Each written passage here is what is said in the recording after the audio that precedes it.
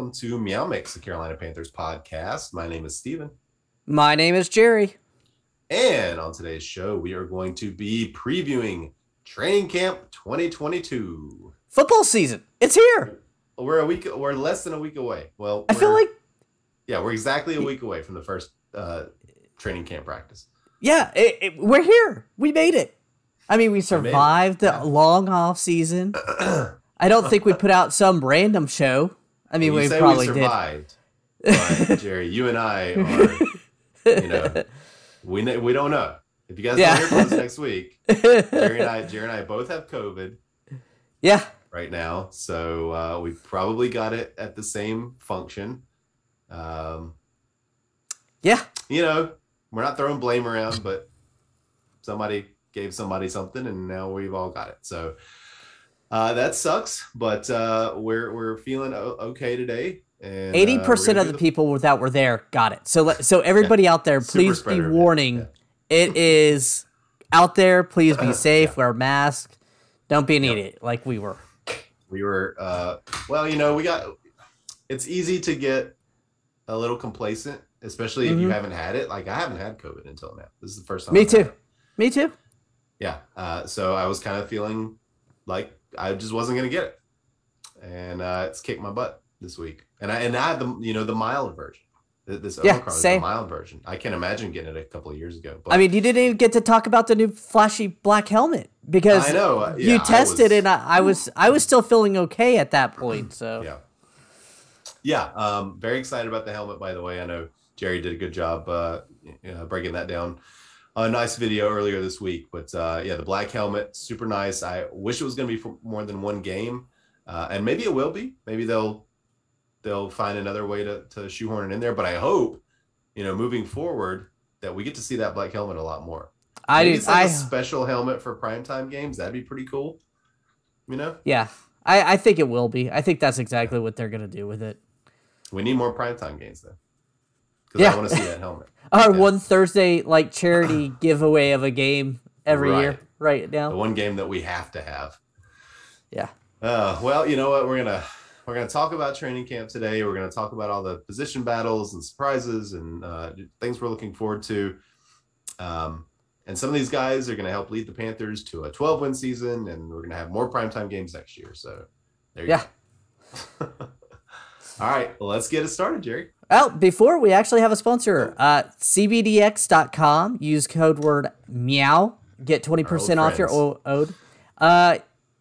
Honestly, try the Delta 8 gummies. Don't drive with them. Very good. Helps you sleep. I personally don't take a full one. I have to take a half one. Otherwise, I'm completely done. But don't drive on them.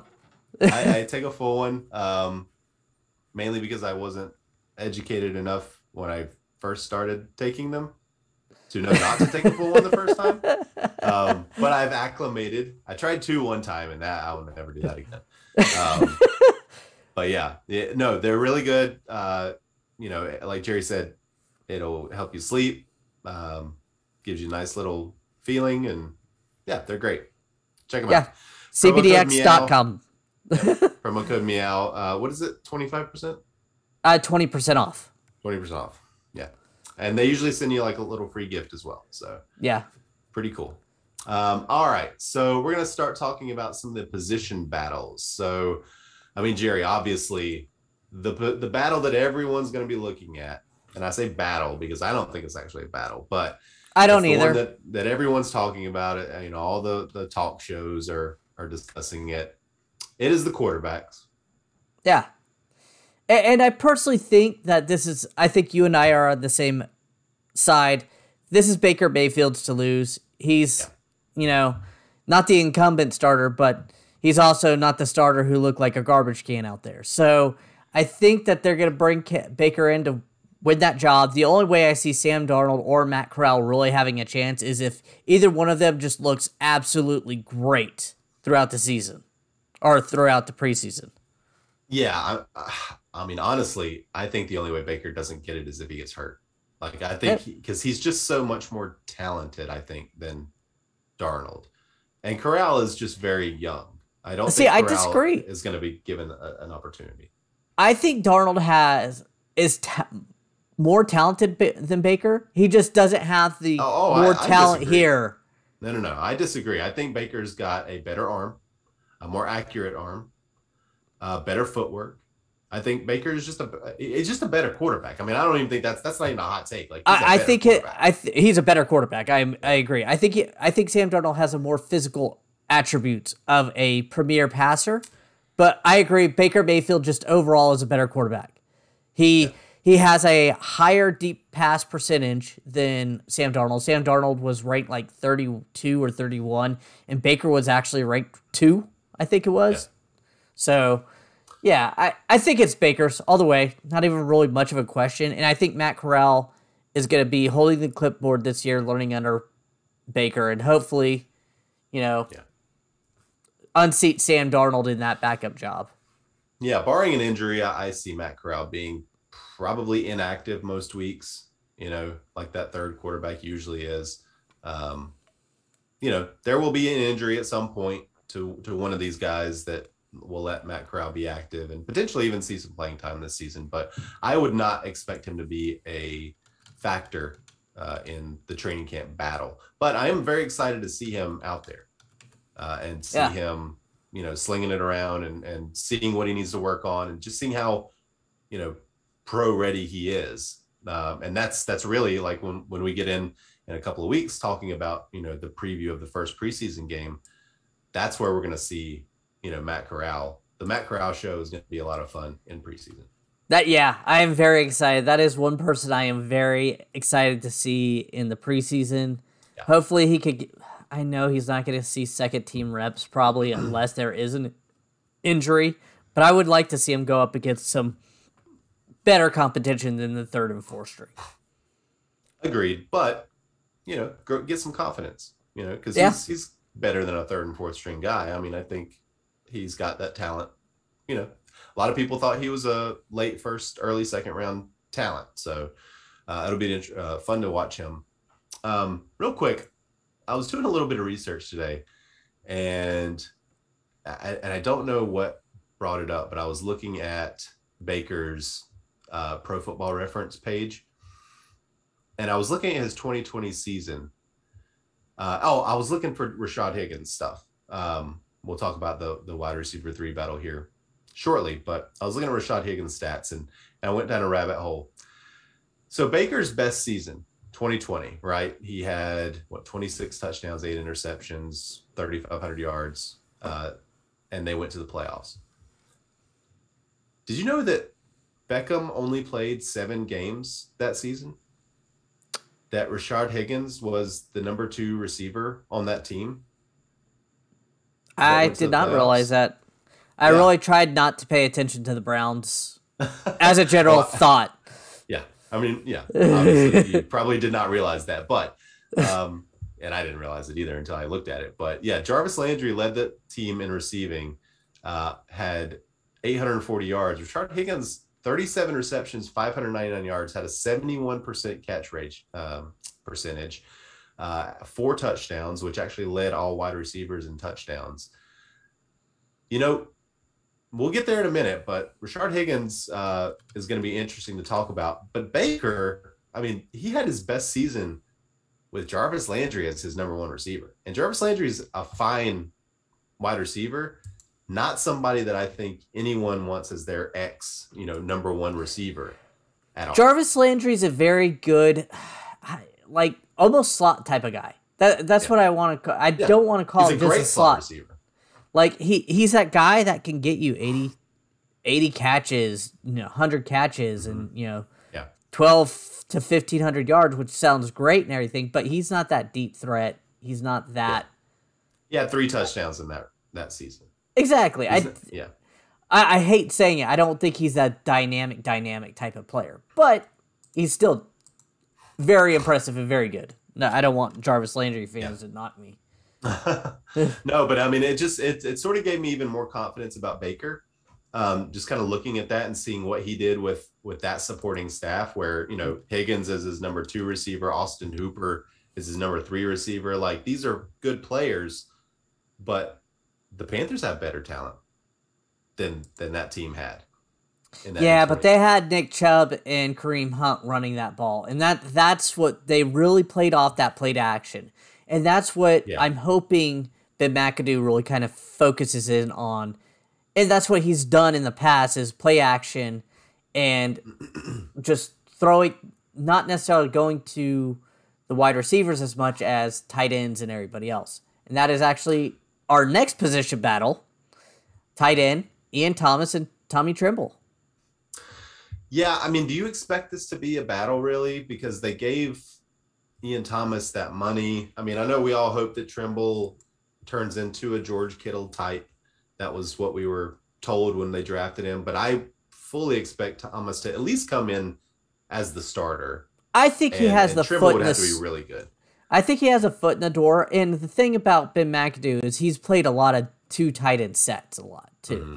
But I do think there is a competition that I think that Tommy Tremble could. I don't, if I remember, I don't have his contract up, but I felt like Ian Thomas, they could get out of that contract after a year or two without much issue. So, Yeah, I think, what is that, 3-year deal? I thought maybe they could get out of it after the second year. Let me look. I'm looking it up on Spot Rack. Yeah, so they can get out of it after year 2 with only like $1.6 million dead cap.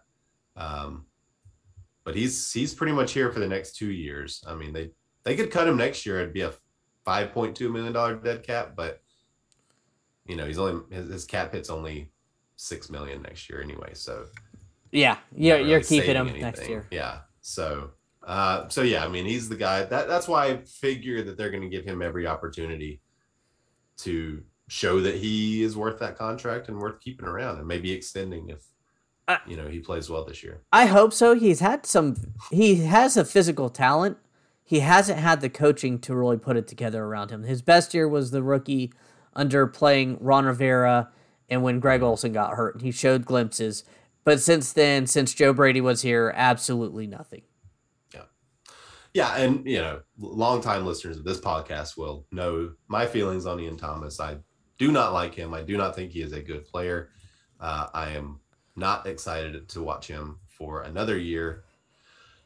But he's here, so I'm going to root for him and hope that he plays well and earns that starting job and makes that contract look cheap.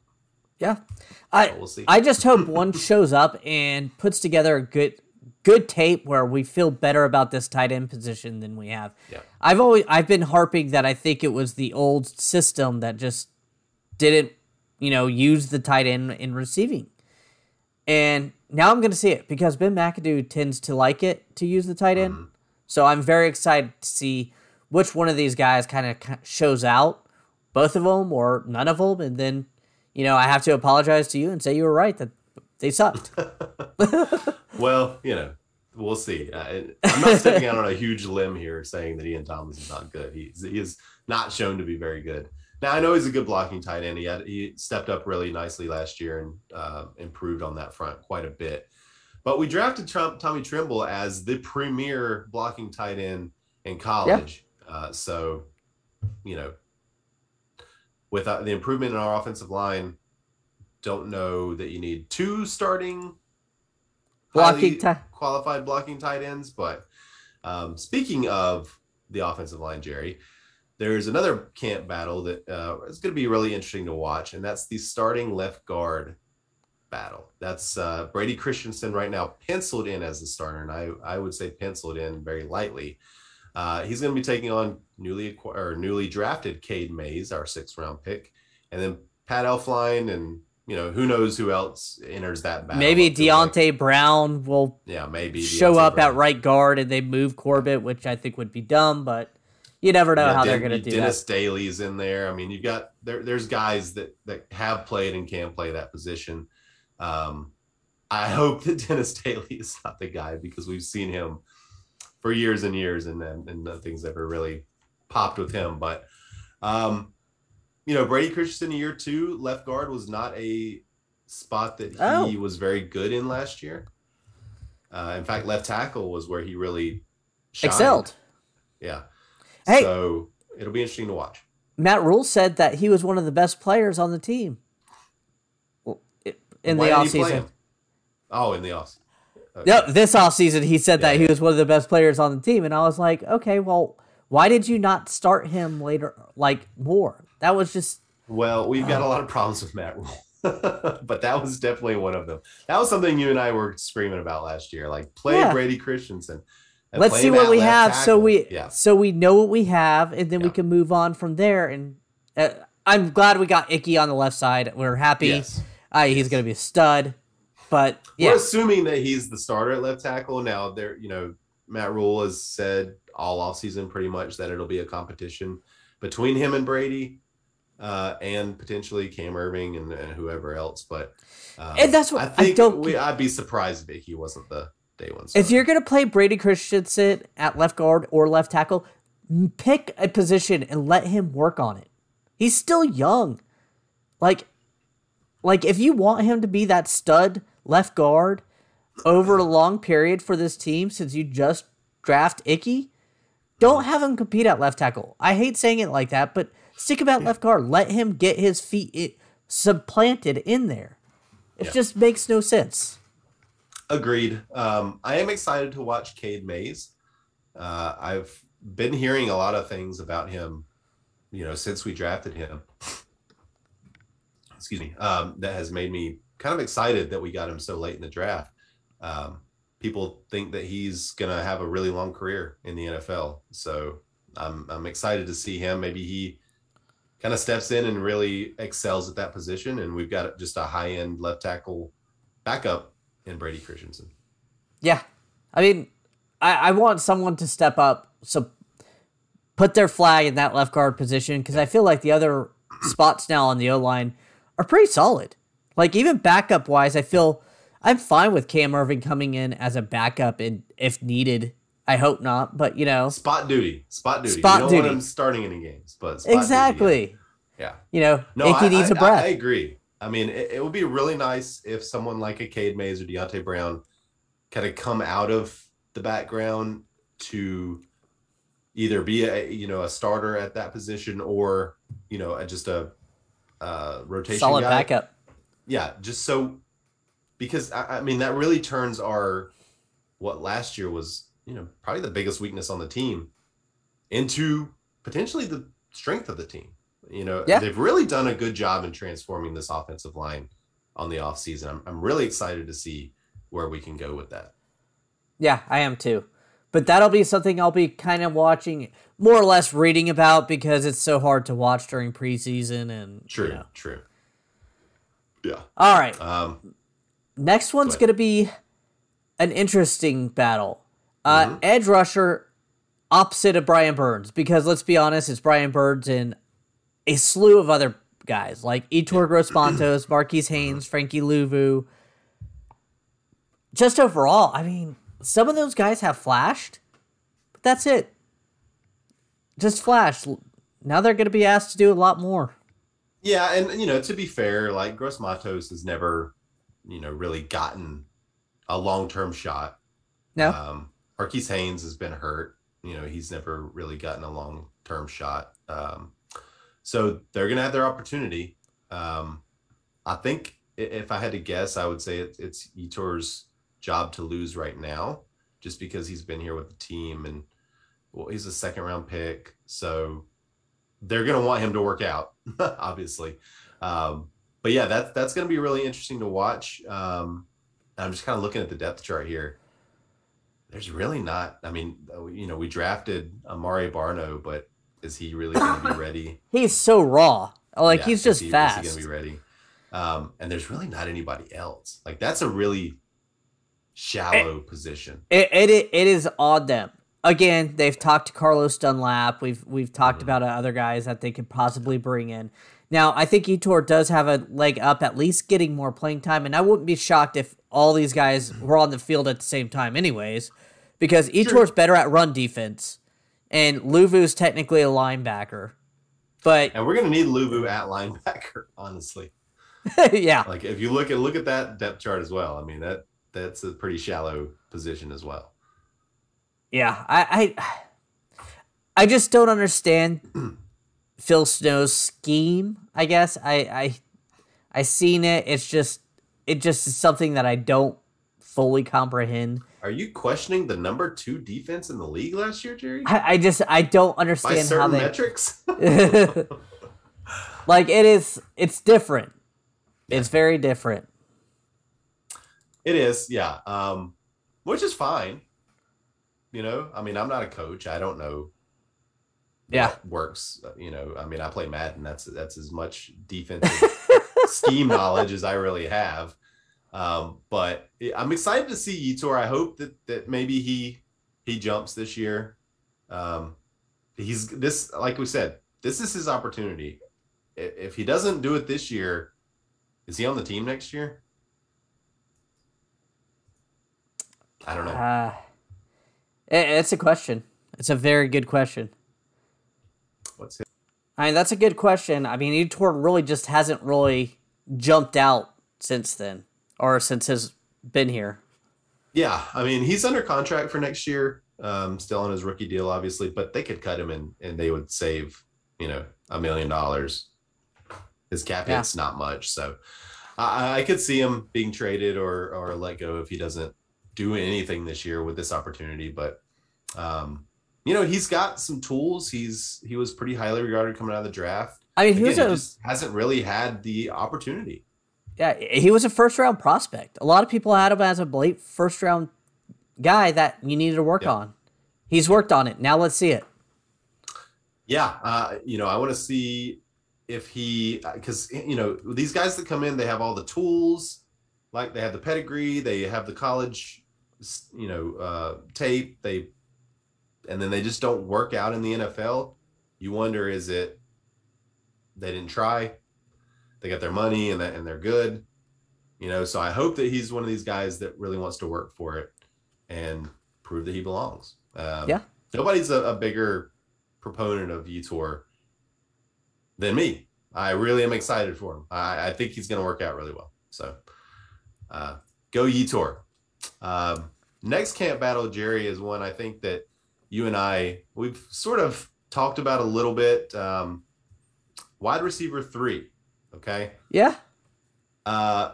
This is assuming that Robbie Anderson is the WR2, which, given the amount of money he's making and the fact that he's got a 1,000-yard season under his belt, we're going to assume that that's the case, at least entering the season. And Mount Rule loves to whisper in his sweet little nothing ear on phone calls at night on his pillow. You know, that he's a Temple guy. He's a Temple guy. But the wide receiver 3 battle is going to be between Marshall and Higgins, newly acquired Rashard Higgins. Higgins, who has a nice history with Baker Mayfield. Marshall, who was our number 2 pick or second round pick last year, and did not do anything last season. He lit it up in the preseason, but that was it. I mean, people were saying, "Wow, he's good." In the preseason, they thought he was going to be the best receiver in the draft. Yeah, they were talking about, you know, maybe this is the best. It was LSU, right? That's where it came from. Maybe this was the best LSU receiver in the draft. It did not turn. No, Jamar Chase is But I do think that I'm hoping again, new change in system, new scheme. I hope they get him the ball, because that was one thing is I didn't see him play hardly at all during the season. Yeah, reading between the lines, it seemed like there was some sort of behavioral thing with him. Last year, they never came out and said anything, but I think he was like inactive for several games where he wasn't hurt. There really didn't seem to be any reason why he should be inactive. So maybe not behavioral, but maybe like work ethic, you know, type deal, not doing what he needed to do in practices. Again, I don't know that for sure, but it seemed like that was the case.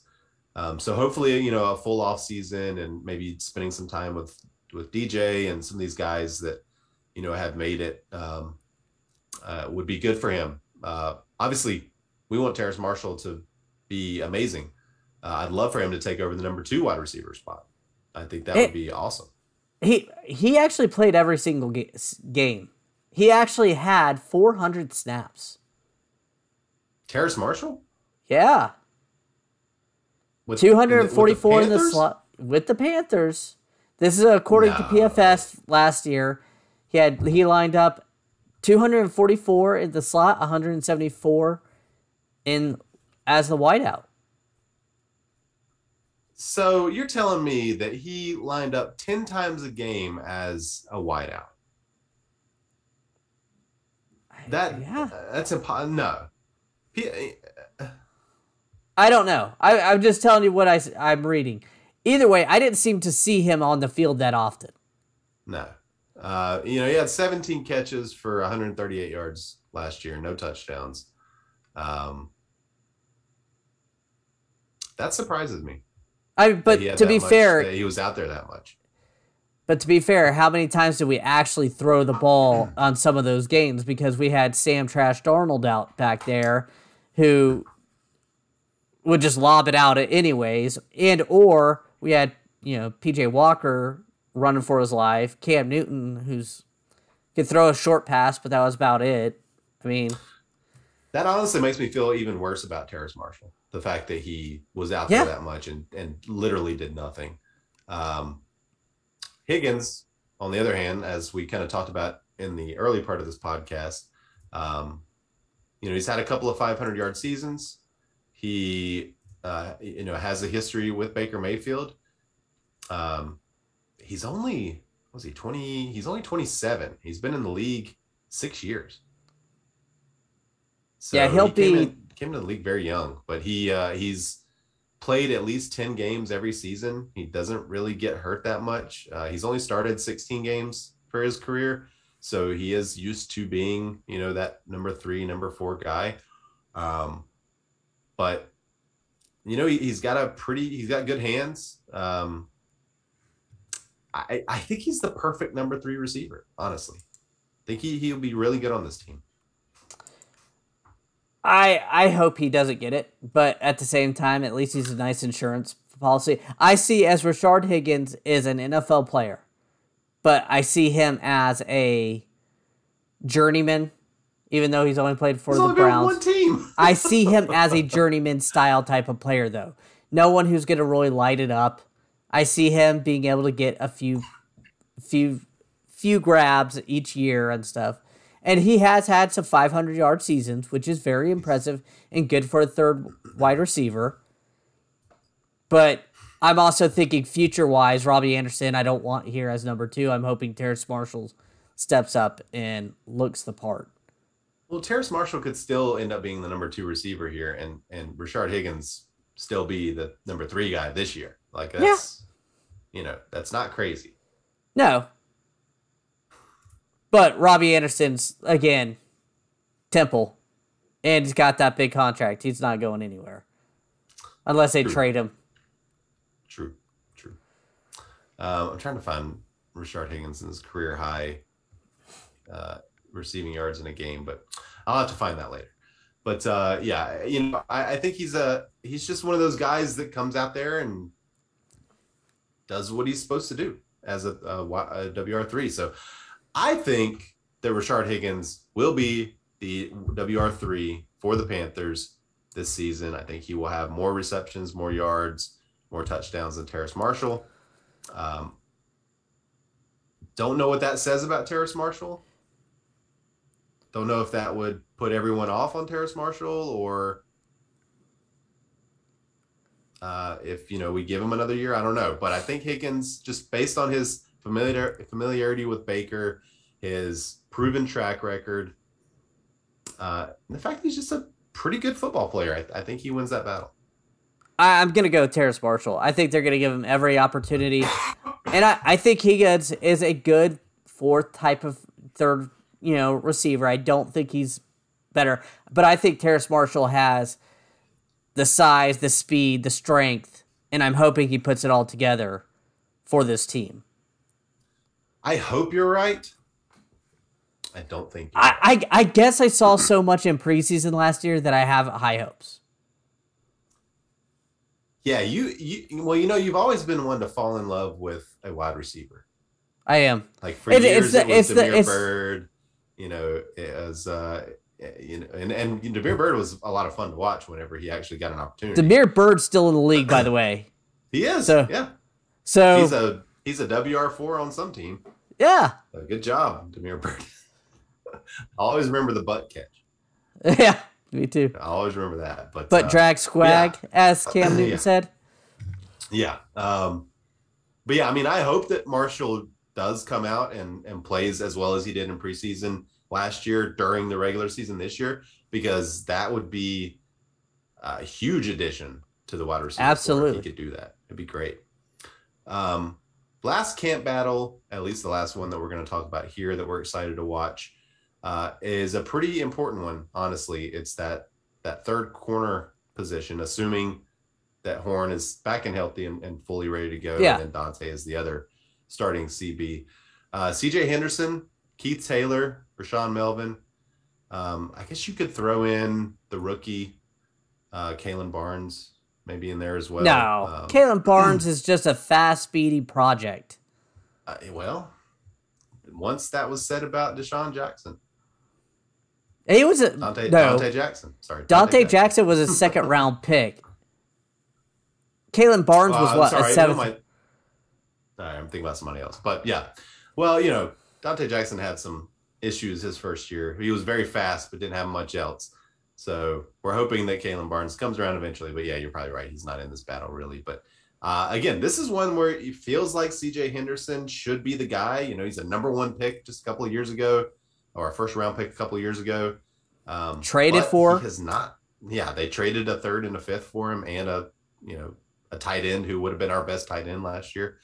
But Keith Taylor played really well last year when he was out there. Rashawn Melvin has always been pretty consistent. And he's a favorite of the coaching staff. That's what, because they keep bringing him back. They keep talking him up. I'm fine with Rashawn Melvin being in this mix. That's a good guy to have in that locker room anyways. But Miles Hartsfield also, potential out there. But again, this is one where we hope that CJ Henderson earns the job because of, number one, the capital that we have in him, and just the promise of a number 9 overall pick that we got for a third round pick, basically. Yeah. I mean, he has everything. He has all the tools. He has the physicality. He has the speed. He has, just, he needs to put it together. I mean, last year didn't really matter. Like, he was with the Urban Meyer. I get it. That's, after hearing everything, you kind of understand why he didn't get along with Urban Meyer. But hopefully he puts it together this offseason. He shows out. And then, we have a 3-headed monster at corner for the foreseeable future. Because that would be really good. That would be amazing. I mean, honestly, if CJ Henderson works out and you've got, 2 first-round picks and then Dante Jackson, who, is arguably one of the better, second corners in the league. Yeah. You would say he's one of the top second corners in the league. And he'd probably be in the middle pack of first corners. So I like Dante Jackson. I know a lot of people don't, but I think he's really good. But yeah, that'd be incredible, and it really would kind of transform our secondary, and it would make our front seven look even more impressive because they'd have more time to get to the quarterback.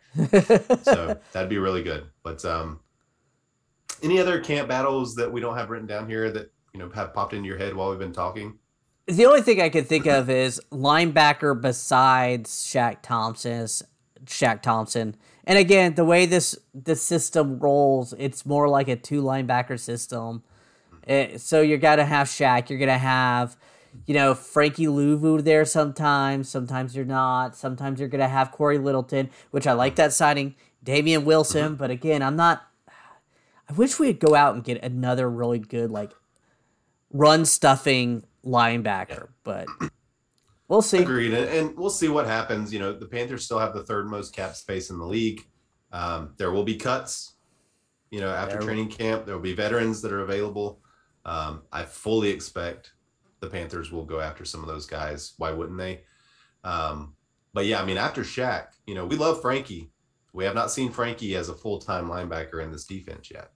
So it'll be fun to see if he can, have the same production he had as a part-timer last year. Man, sign that dude to a long-term deal immediately. Yeah, he was a spark plug. Yeah, he was a lot of fun to watch last year. So, Another But there's person. not a lot of depth after that. There's Yeah, just not a Brandon lot. Smith. I love him. I think he has all the potential in the world, but it's potential at this point. There's a reason why he Fourth was. round pick. Yeah. Yeah. Yeah. So. You cannot expect fourth round picks to come in and immediately be the starting linebacker on a team on a defense that you hope is really good. So, but hey, if he earns it, then more power to him. Would love to see it. All right, let's get into a few of our questions here. Who are you most looking forward to see playing in camp? Jerry, I will let you go first. This is funny because I was just actually talking about. I'm looking forward towards a linebacker. I want to see Brandon Smith play because I guess maybe I picked him in our mock draft. I really liked him, and we got him. And now I'm like, I want to see him. I would again. I'm maybe because I'm a Panther fan. I always loved having that strong linebacking core, and now we really don't have it. Shaq is good, but that's it. So I would love to see him kind of step up, and I'd like to see what I thought I was seeing on the tape and kind of show up in the preseason. Yeah, definitely. Between him and Amari Barno, those picks that they made kind of later in the draft, that they had the elite trait that we talked about. Yeah. I'm looking forward to seeing those guys. I guess I would say probably Icky. I want to see how the line gels. And I know we're not going to really get to see a lot of it in training camp. But I just kind of want to watch him move. I know he's like a premier run blocker already. I want to see him in pass protection. And him and Cade Mays, I guess, just as the rookie lineman, I'm excited to watch those guys. Really, the line, as the line goes this year, I think the Panthers go. So if this line can be what we think it can be, then the Panthers, I think, are going to surprise a lot of people this year. So yeah, that's what I'm looking forward to. Go ahead. What's our next one? Who is this year's breakout candidate in training camp? So is this who I think is going to break out, or who could break out, or should break out? Who you think is going to break out? Okay, who I think is going to break out. Would it be weird to say Terrace Marshall since he sort of broke out last camp? That's exactly who I was going to say. I think people are going to say he's back into form like he was in preseason. He's catching everything. It looks like that the trope of, the game is slowing down around him. They'll say something like that he's really putting it together this year. So that's who I was going to pick. Yeah, I'll give that one to you because I'm already on the record saying I think Higgins is going to be the guy. I hope it's Marshall. I'm going to say Matt Corral. I think Matt Corral is going to come out and play really, really well in training camp. He's going to have people questioning why we traded for Baker. Now, again, we're talking about training camp, okay? Backup quarterbacks often look really good in training camp. Oh, yeah. In preseason games. Like, we've seen it. We've seen it here. So we don't need to get too excited about it, but I think there's gonna be a lot of buzz around Matt Corral. I think there's gonna be some swagger. He's gonna make some really nice passes, beautiful deep ball. I think it's gonna be fun to watch. So he's gonna be my breakout candidate guy. I still think he ends up going into week 1 as QB3, but there's gonna be some hope. Yeah. Yeah.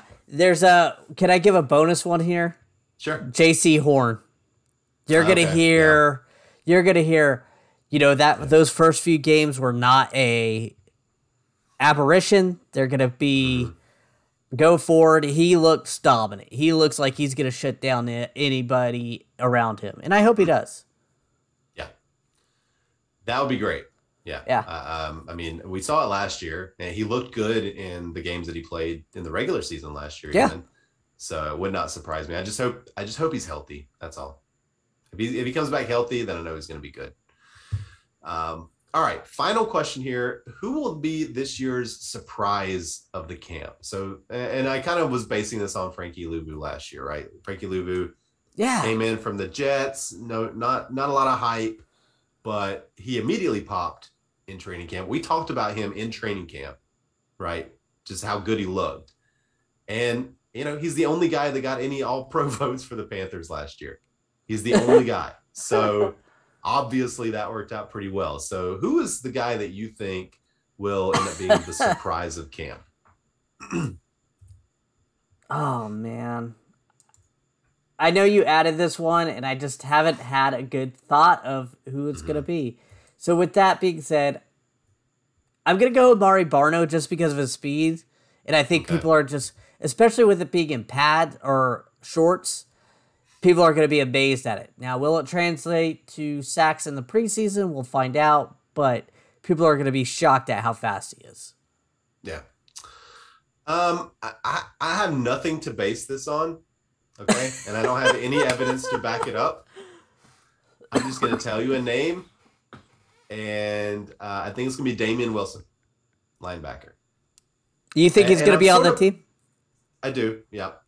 I'm sort of basing it on, again, this is like from Frankie Luvu last year. He's been in the league for a little while, hasn't really, been a star or anything.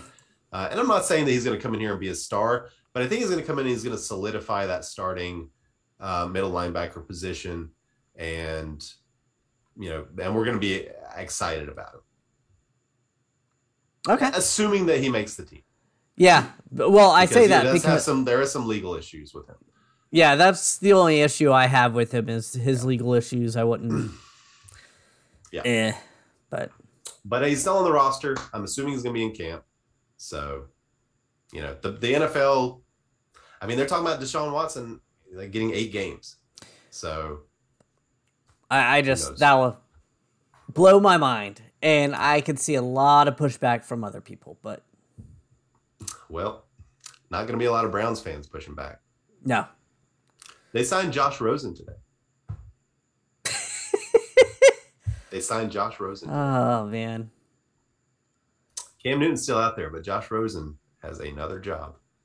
I can't believe that. Who would you rather have? Would you rather have Josh Rosen or Cam as your backup quarterback? At least Cam offers, Cam has elite traits still, right? I mean, he's not as fast as he was, but he's damn strong. He's a leader too. And not only that, he's actually close to Deshaun Watson too. So that seemed like a good fit for him, but he could have come in and started 8 games for them and probably been pretty good. Well, Jacoby Brissett is going to be their starter.